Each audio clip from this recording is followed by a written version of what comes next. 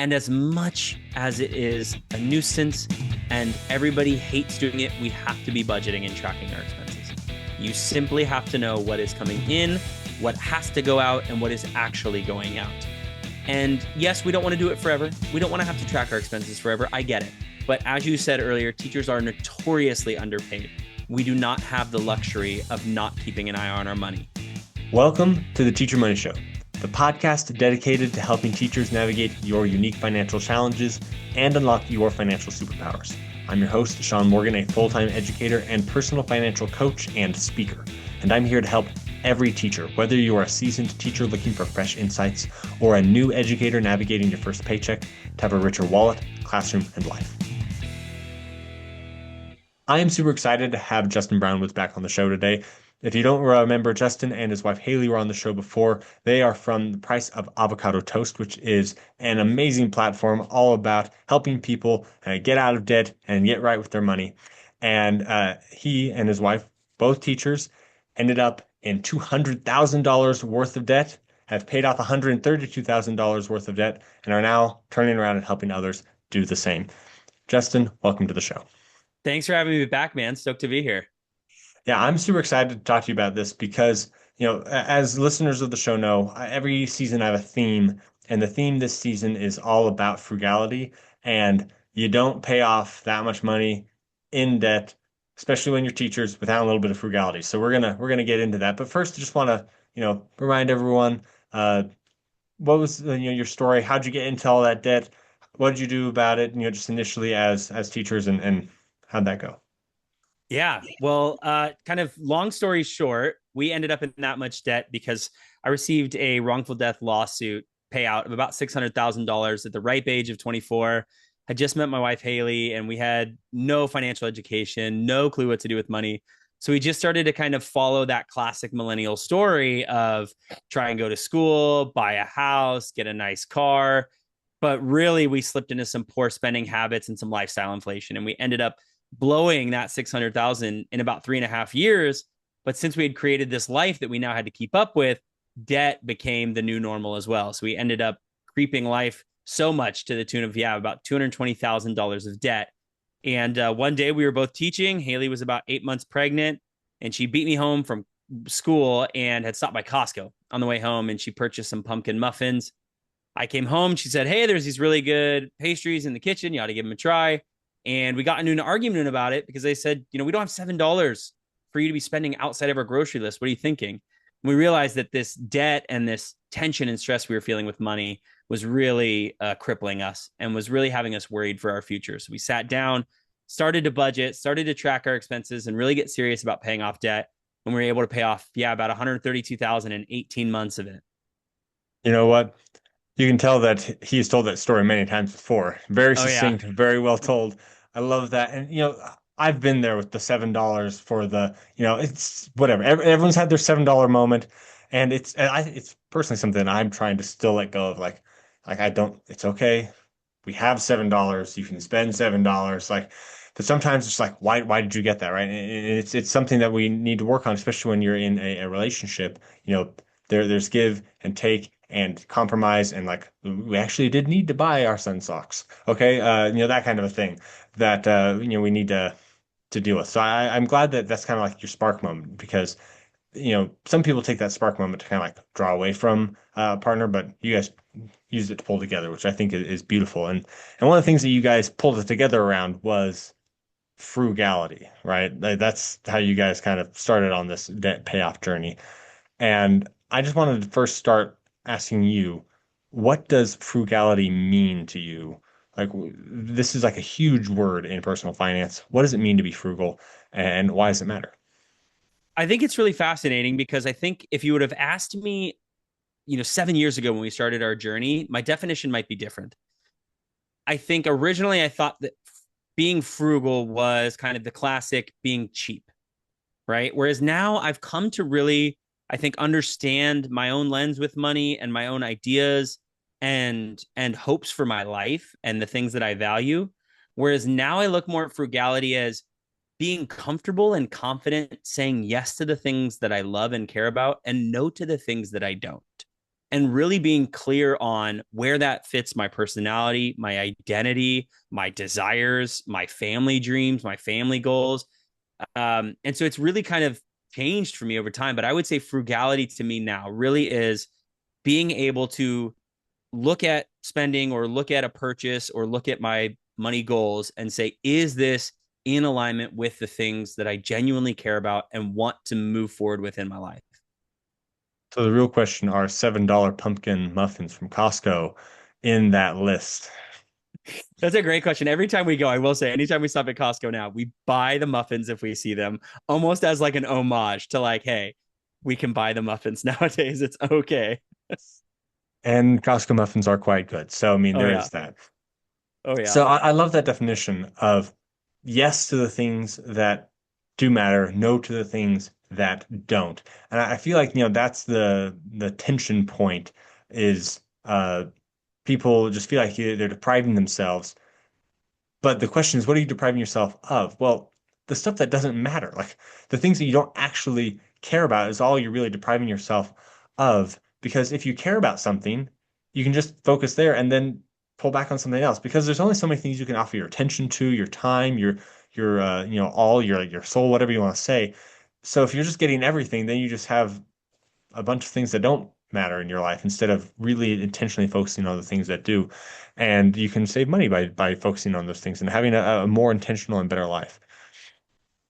Yeah. So There's a go really ahead. fascinating phrase that one of my favorite personal finance creators uses, Carly Hill from Debt Free Mom. She uses the phrase care creates contentment. And so now when I kind of look at my life, I really think, how can I bring care into something to build contentment and therefore keep me frugal? Right. And just this morning, I was sewing the pocket in one of my favorite pair of shorts. The pocket had ripped, and anytime I put my phone in it, it would just slip right out. And I wasn't wearing the shorts as much as I wanted, but they're still great shorts. And all it took was, 20 minutes of care to create contentment. And now I don't need to buy new shorts. And that is okay. And just reminding myself, like, yeah, these shorts are still just as good. I just had to put a little bit of care into it so I can feel content with that. I love that. Care Yeah. and contentment go hand in hand. That's fantastic. So you have this care going on, you have this saying yes to things that matter, no to things that don't, and this is helping you get out of debt. You are paying off a ton of money in in debt. So how did like where what exactly did that look like for you? And I want you to specifically, if you can, talk about the big three and then any other things that you thought were particularly interesting in your frugality journey and paying off debt.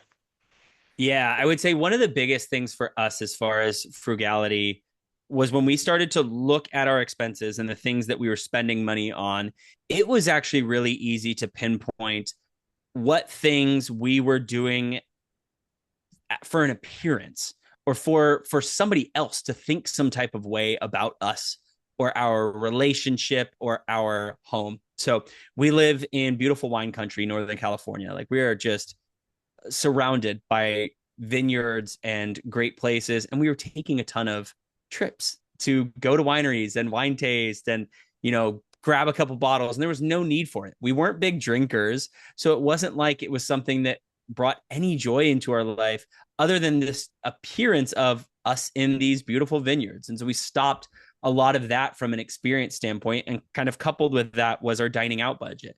We were spending about $700 a month as a couple dining out, and that just didn't matter to us. It just wasn't important. But it became ritualistic almost for us to go out both weekend mornings for breakfast. And we didn't need to. And it was really easy for us to just say, hey, that's not important to us. And so we scaled that back down to zero, truly zero when we started our journey. And it was actually probably one of my favorite parts, because what it did create is a habit around sitting at the dining room table with our newborn at the time and having dinner together. And so now almost, every single night we're at the dinner table with our three kids having dinner in this very great kind of family tradition that is not the tradition that we had of dining out and doing takeout. Those are the things that immediately come to mind as far as kind of frugality. The other one that gets kind of some hate in the personal finance community, and not hate from a stance of like, it's not wise, but some people say, well, it doesn't move the needle quite as much, was cutting streaming services and subscriptions. There are so many that we are inundated by now. And if we were to truly stack them up, you can probably live without one or two, but you could maybe even live without three or four. And if every single one of those is anywhere between 15 to $20, you add those together, that's, maybe 60 to $80 that you're throwing extra at your debt every single month. And I think some people would take that, or maybe they're putting that into their savings, and that feels really good. And so that was the space for us that we really, really enjoyed. I mean, so it was 2019 when we started our journey. I still remember exactly what budget it was down to, $1,400 a month. And that was including a $2,400 mortgage. So we were two teachers making $5,600 a month. So we had about a $200 buffer to throw towards our debt. And that's what pushed me to get, a second job to tidy up our debt. But really, we cut a lot of things from our life that just didn't bring us value anymore. Cut things that just didn't matter to us. There was no clothing expenses. There wasn't much kind of personal self-care as far as like lashes and nails and massages and all that. We just went without for a little bit. And it really helped us, find that care to create contentment with our life. And did you stay in that beautiful wine country home, or did you guys end up moving?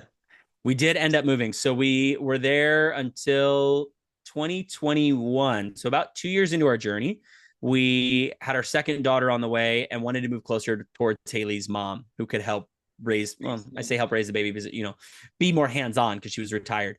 And so we did sell our home to finish up. I think it was maybe about $12,000 of our home proceeds went towards paying off the timeshare that we still had from Mexico.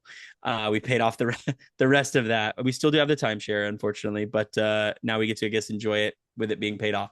And then we had, moved closer towards Haley's mom at that point. So it was a big decision, right? Selling a home, of course, certainly is. And, selling a home to cut costs even more and consider what it looks like to be completely debt free was a big decision, but one for our family that at the time really worked for us. Yeah. And so did the house you move into have like a smaller payment and things like that? Or was that Yeah. beneficial for your journey? Yeah. It was right next to Haley's mom, basically, and it was her rental properties. So she gave it to us just about below market rate, I would say. Our rent, our mortgage was 2,400, and we dropped to about 2,200 in rent. So it was just right below market rate. But the proceeds from the house sale allowed us to, again, pay off the timeshare in Mexico, allowed us to fund an emergency fund, gave Haley an on ramp for the business, and then we were able to invest quite a bit to get our journey started for long term wealth building, which was great. Yeah. And yeah, there's just less headaches associated with renting versus owning. Now, I'm sure that you would participate and help those things since you're renting from your mother-in-law, but still, like it's just there's a little bit of a Oh, when you're yeah. renting versus owning your home, especially in the debt payoff journey, because anything that happens, this just happened to me this last week. I own rental properties, and it's been a nice, fun experience the past couple of years. I had the HVAC go out on one of them, and that's on me, right? So it's just one of those things like, the renter is not paying to replace the HVAC unit. I am as the landlord. So there's just there is that, and I feel like that can be a benefit to renting versus owning when you're in that debt payoff. And then also just, you drop $200. That's $200, right? More money you can throw at that debt is going to, start bringing that interest that you're paying down and help accelerate the journey for sure. Okay, let's see. Yeah, I wanted to talk about the Netflix thing and the streaming services or whatever. Um, Streaming services, if you're making, $100,000, $200,000, like, yeah, it's a small portion, but the smaller your paycheck is, the more a chunk like that matters, right? And teachers are notoriously underpaid.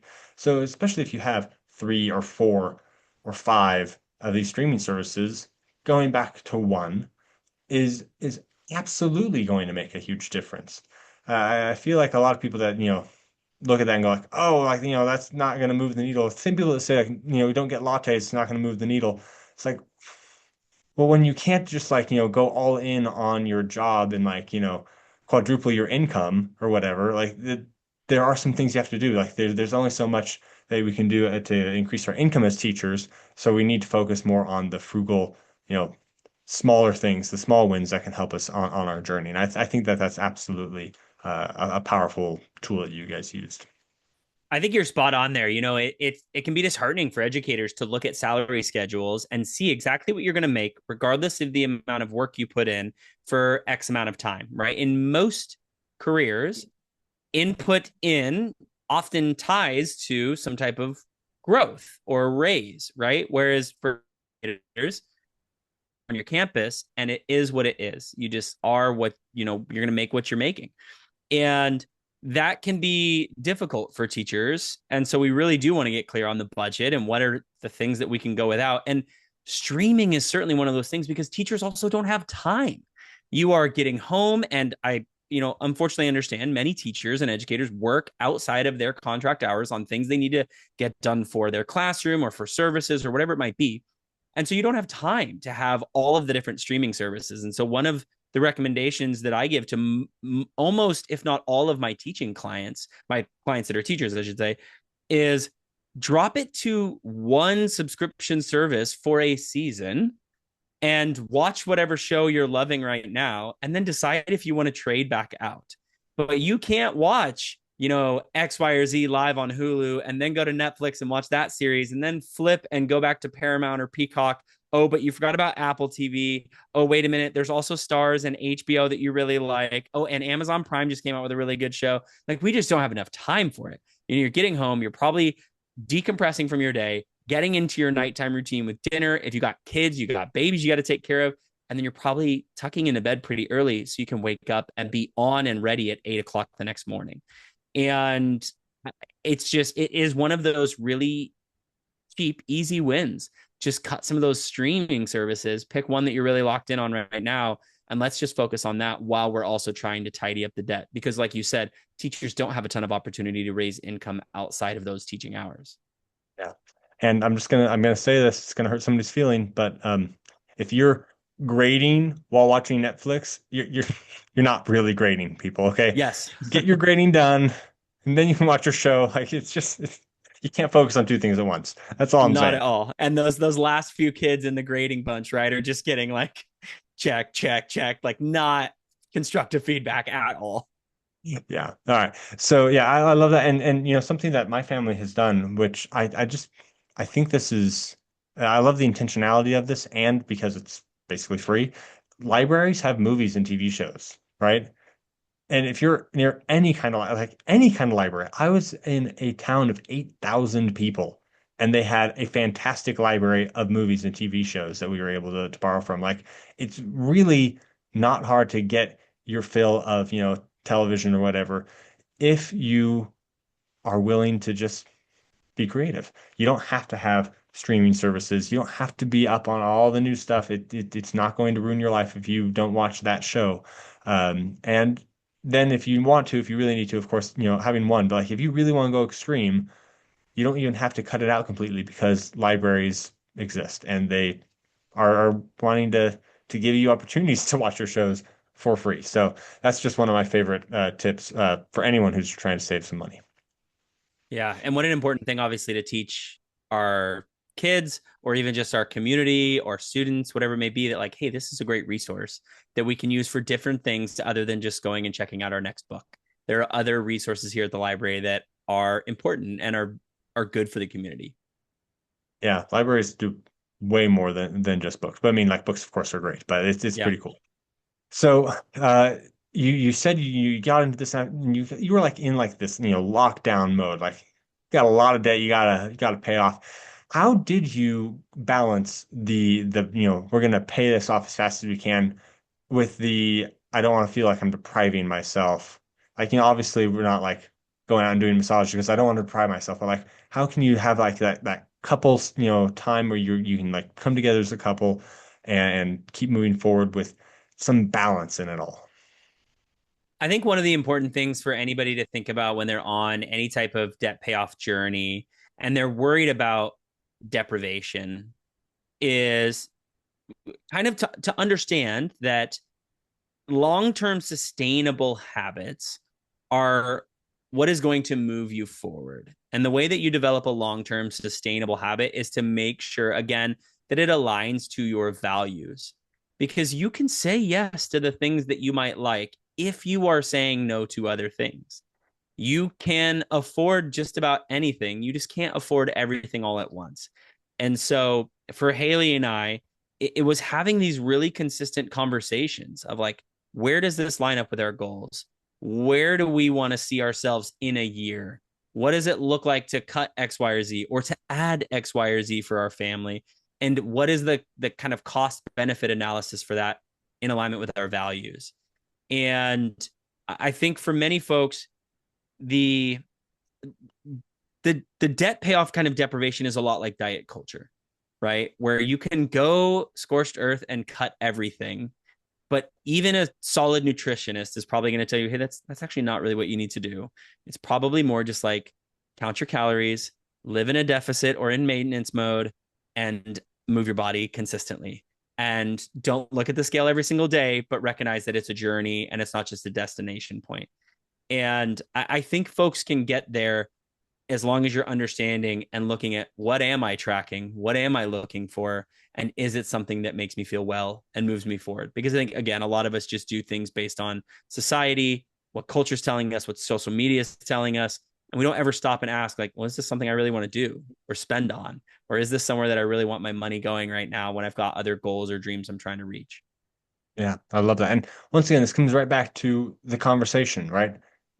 Connecting with your partner. It's that way you're like, okay, are we on the same page here?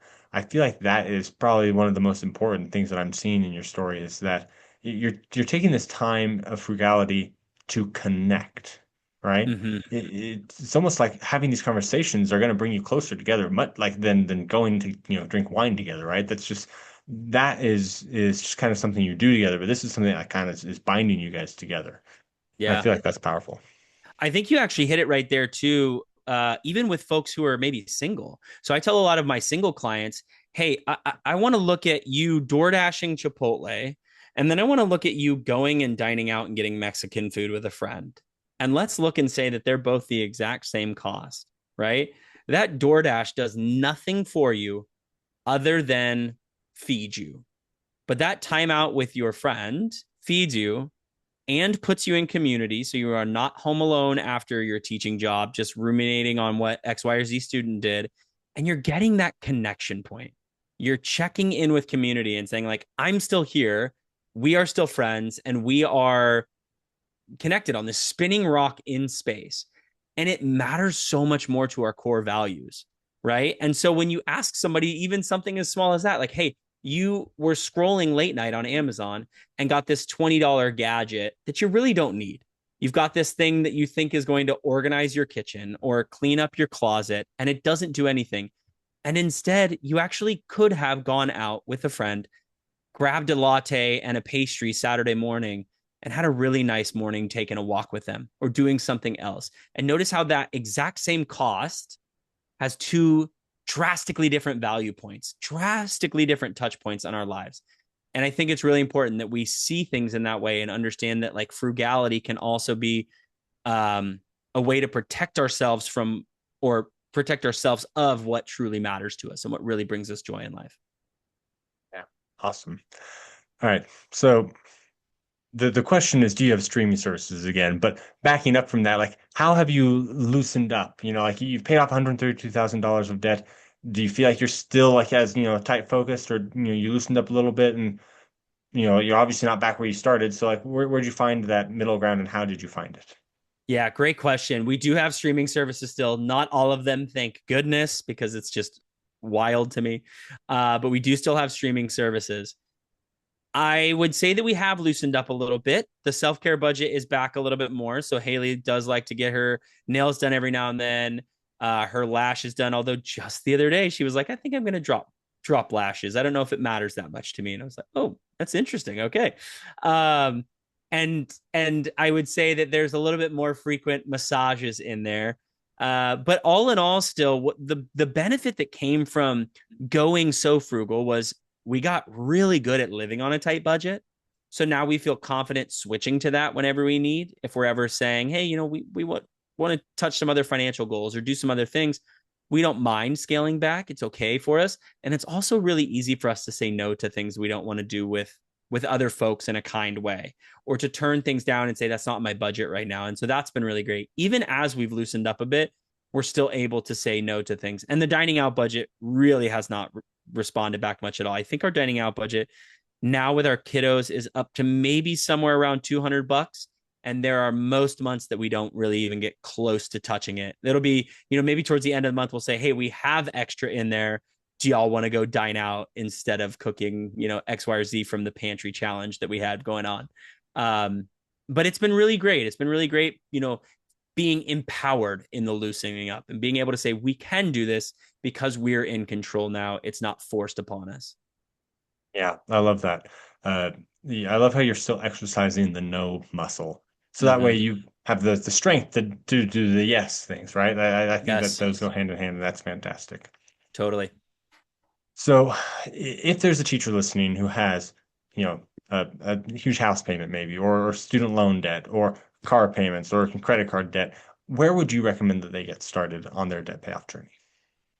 I get a lot of questions on social media from educators because I think seeing another educator that has gotten out of debt, definitely resonates. And I'll ask many of them for the first time, are you budgeting and tracking your expenses? And frequently it's, I've tried, but it didn't work, or I did this and it just didn't stick, or, oh, I've written it down, but I'm not doing anything with it. And as much as it is a nuisance and everybody hates doing it, we have to be budgeting and tracking our expenses. You simply have to know what is coming in, what has to go out, and what is actually going out. And yes, we don't want to do it forever. We don't want to have to track our expenses forever. I get it. But as you said earlier, teachers are notoriously underpaid. We do not have the luxury of not keeping an eye on our money. We are fortunate that we are in typically pretty solid pension plans. So the retirement savings is oftentimes taken care of, but we need to live in the day to day of where is money going? What is it looking like? And so budgeting and tracking expenses are typically the first thing I recommend to somebody. And then beyond that, it's get on a debt payoff strategy that fits your personality type and stick to it in a clear way for 3 to 6 months before you change out of it. For a lot of people, they do what I call kind of shotgun debt payoff approach, where they just throw $10 at this card and seven extra at that card and five at this one. And they're doing all these little mini micro extras. But really, what they should be doing is targeting one debt, putting all of the excess there, and doing minimums on the other so that they can tackle one debt and move on to the next. We have to do it in a strategic and a logistical way. And the only way to do that is by budgeting, tracking your expenses, and finding out what the true excess is, and then going at one debt, whether that's credit cards, a vehicle, student loans, doesn't matter. Whichever one is first in your order, you got to know where money's going so you know how much extra you can throw at it. Yeah, I love that. And I think you brought up a good point of like someone's like, oh, I tried, it didn't work. I'm just going to recommend that if that is you, you need a support system. So I recommend going to mybudgetcoach.com.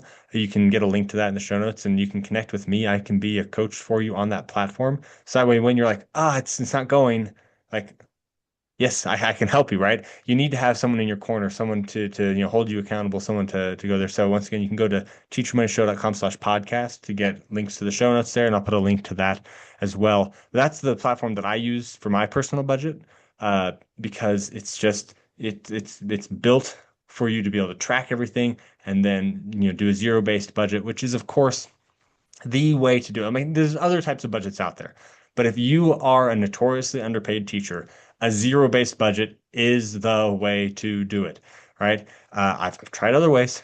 They don't work, okay? Because you don't have as much wiggle room that the other ways require. So a zero-based budget is the way to go. And then just one more thing based on what you're saying, like, yeah, if we have a pension, we're probably covered pretty well in retirement, but not if you are in debt when you retire, right? Correct. It can cover your expenses probably, pretty well, especially because like there's that, oh, you're getting less, but you're also not paying like for health insurance as much because you can have like, Medicare and all that stuff. So it balances out pretty well. But if you have debt, that's going to make a huge, ball and chain behind you as you're trying to live on that pension. So getting out of debt or not being in debt through your entire career will allow you to live on that pension. And then, of course, setting extra aside will make your retirement even better. I love that you mentioned zero-based budgeting for educators too, because I really think teachers are one of those that it works so well for because of the pay structure that educators get as well, right? Some educators are only paid once a month, and it is at the end of the month. Now, not everybody, some are paid twice a month, but for those that are paid once a month, you have to be an incredible budgeter to know when that paycheck comes in, what bills are going out at what time, when you can spend, when you can't spend, and a zero-based budget is the best way to keep track of that. Absolutely. Okay, we just got a couple more questions for you as we're wrapping up here, Justin. This has been a great conversation. I've appreciated you kind of pulling the curtain back for us on your debt payoff journey and frugality there. My last two questions I ask all my guests are if someone has a question for you, they want to get in contact with you and talk about the price of avocado toast or whatever else you guys talk about, where can they get in contact with you? Yeah, you can go ahead and find us on all of our social medias at Price of Avocado Toast, Instagram, TikTok, Facebook, Messenger there. What else? X. I think we're Price Avocado on X. But yeah, anywhere you find us, Price of Avocado Toast on social media, shoot us a message. We love meeting people. We love chatting. You know, we're like you. We're money nerds, so it's fun. It's fun talking with people and having people find success. And yeah, we have our podcast, Price of Avocado Toast, that you can find wherever you're listening to this show. Yeah, and just so you're all aware, if you reach out to Price of Avocado Toast, Haley is the one that's going to respond to you, not Justin. Yes, And she I is get to be on very TikTok. responsive. Yeah, she is. She's all over Instagram. It's so funny when people like ask me on TikTok, like I message you on Instagram and I have to like step out of the room and be like, "Hey honey, have you had that conversation? Can you catch me up on what you guys have been talking about?" Because now they're on TikTok and that's where I get to live. That's so funny. All right. Yeah. Awesome. So, last question. You kind of already alluded to one thing, but I'm going to challenge you to say something else because you already talked about budgeting. What is your number one tip for teachers to have a richer wallet, classroom, and life? Ooh, this is one that I think is going to be really hard, and I hope nobody feels particularly called out by this. I want teachers to know that yes, it is okay to love your students and take care of them, but you cannot serve if you are not secure. So you need to make sure that you are well, that your wallet is well. I know teachers love buying things for the classroom and doing the extras and all of that. And yes, it makes for a fun classroom, but you cannot put yourself out by doing that. So lean in on your community, use the buy nothing groups on Facebook if you can, ask for support. You might be the squeaky wheel, but maybe you end up getting the grease. Maybe somebody in your community says, you know what, you're right. I've got 35 extra rubber chickens that I would love to bring in for that lesson that you're planning this week, whatever it may be. Use your community and ask for support because I think people want to help educators. We want to help students have a memorable and exciting experience, but it cannot fall on teachers and other educators on campus to fund those resources. It's got to come from our community, unfortunately. So don't put yourself in a bad spot with your wallet because you want to be super teacher. I challenge every teacher to not spend a penny on your own classroom. If you Mm-hmm. can't get your school to pay for it, don't buy it. If you can't get your community to pay for it, don't buy it. If you can't get it donated from somewhere else, don't buy it. And hopefully, when the community sees what happens to schools, when teachers stop putting their own hard-earned money into it, things will change. That is my hope, and that's what I challenge every teacher to do. And you can always get a little scrappy. Like you don't have to buy the cutesy poster or print it off on like, Etsy or whatever. Like I hand wrote posters and put them up on my wall because I had this like, gigantic sticky note things in Yes. the staff lounge. And I'm like, I don't care. It's ugly. It says what I needed to say, and that's not my problem, right? There are Yes. ways that you can do it without costing you any money. We do not need the Pinterest classroom everywhere. You do not need to spend all of your hard earned money making everything the exact same color tone palette. Amen. All right. Justin, thank you so much for coming on the show. It's been a ton of fun. Awesome. Appreciate you having me back on, Sean. Wow. Thank you, Justin, for coming on the show. That was a ton of fun. Now it's time for the clip notes. Number one, care equals contentment. I love this idea that if you focus on the things you care about and shut out everything else, you'll be content with what you have. It's a beautiful sentiment. I hope that we ponder that and continue to move forward, trying to care more about the things that really matter, because that's going to improve our life as we become more frugal. Number two, cut the things that don't matter. I think that those kind of go hand in hand, but I wanted to really emphasize this, that the things that don't matter in our lives are the things that we need to cut. And sometimes we might need to really think, like, does this really matter? Like for me, I might think to myself, yes, having two vehicles matters. But then if I take a step back and, you engineer my life to a point where I don't need two vehicles, maybe it doesn't matter as much. That's an extreme example, but the point that I'm making is that we can really start to internalize and think about this, and that can help us find more and more things that don't really bring joy to our lives. Number three, long-term sustainable habits are what move us forward. You have to have those long-term habits because it's not just about a mad dash toward debt payoff. Because if you just get mad dash, or even if you get like an easy win, like oh I inherited $20,000 and I paid off all my debt, yeah, that's great. But if you haven't built the long-term sustainable habits, you're not going to continue to move in the right direction. So the habits you get in debt payoff are actually probably more valuable than the paid off debt overall because they'll help you continue to move forward in your wealth building journey. Number four, consistent conversations. He brought this up again and again. He was talking to his wife. They were working together to figure out the next move forward. And if you are single, remember having an accountability partner is a huge part of this. If you need an accountability partner, I'm happy to help you as a coach. You can reach out to me at Sean SHAUN at teachermoneyshow.com. Or if you'd like to, have it, combined with your budget tracking, the My Budget Coach platform is a great way to do that. You can go to teachermoneyshow.com/podcasts to find the link to the show notes there, or you can go just straight to the description and link to the show notes for this show in the description of your podcast player. Number five, this kind of continues that conversation. If you're single, build a community, right? This isn't something that you do alone.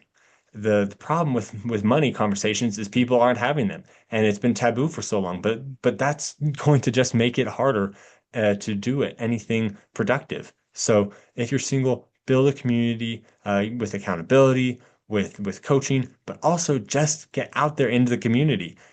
He talked about don't spend $20 on DoorDash, spend $20 going out with a friend. Doing things that connect you with those around you are huge. And there's actually a lot of ways that you can engage with your community, that you can not spend money while building beautiful connection with people around you. And that's going to improve the quality of your life and it's going to put money in your pocket. So I highly recommend looking for ways that you can engage with your community, especially if you're single and you don't have that built-in community with your spouse. But even if you are, go out and do that because you can save money and get stronger connections to those around you. Number six, exercise your no muscle. Just the ability to say no is the most important factor of frugal living because there's a lot of pressure to do things, especially with social media these days or just, advertising. And friends will often say, hey, let's go do this. Or even your spouse might say, we need to do this. But if you can have that consistent conversation and you can work on saying, no, this is not in our best interest. No, this isn't really what we want. No, this isn't going to bring us happiness. That will give you the financial power to lift the yes, to do the things that really do matter. Number seven, budgeting and tracking your expenses. This is huge. I say this all the time. The first step is track your spending. You must know where your money is going if you are going to budget, and you must have a budget if you're going to save money as a teacher. A zero-based budget is the way to go. Make sure you are doing that. And then number eight, love your students, but you can't serve them if you're not secure. So don't show that love by giving money if you can't afford it. All right. I have a teacher friend who, she's married to a doctor. She's, about to retire. She's like, I don't really, need it. So she buys some snacks, does all those things. That's fine because she can afford it. But if you're not able to afford to buy all the fancy stuff, to make your room look nice, to get them snacks, to do all these things, don't spend your own personal money on it. And I would even say all teachers, regardless if you can afford it or not, should stop spending their own money on their classroom because it's perpetuating a system that is hurting teachers because we're not funding the things that we need from public dollars. We're funding it from our own wallet. So make sure that you're secure. Don't give if you can't give. It's a very important principle that I hope we all can embrace. But, because we have those hearts to give, to love, and we're connecting with our students and we're making a difference in the world, remember that as a teacher, you are already rich. Your wallet just needs to catch up. If you would like help on your personal financial situation, go to teachermoneyshow.com/coaching and you'll be able to find different ways I can help you there. If you would like to participate in spreading this message of financial empowerment to teachers, I would encourage you to talk to your administrator or to your district level about going to SeanKMorgan.com to find more information there. And regardless of which one of those you need, please like and subscribe so that way we can spread the reach of this more. Leave a 5-star rating and review. That's going to help more teachers find this and then turn around and tell teacher friends. I really appreciate it. Contents of this podcast are informational in nature and are not legal or tax advice, and neither I nor my guests are engaged in the provision of legal, tax, or any other advice. You should not act upon this information without first seeking appropriate advice from an accountant, financial planner, lawyer, or other professional.